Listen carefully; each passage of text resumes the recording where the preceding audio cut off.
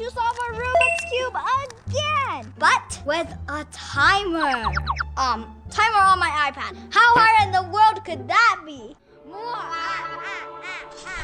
Since I'm only a beginner, let's use this paper that my brother drew to help us. My brother definitely draws better cube than me. Anyways, let's start the game. 3, 2, 1, go!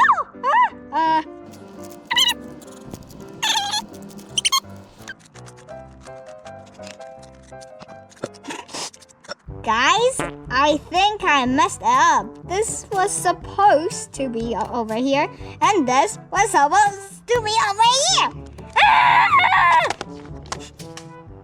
Ready, steady, go!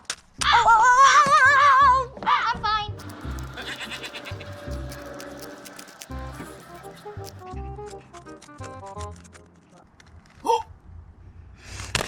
Stop the timer! Stop the timer! Stop!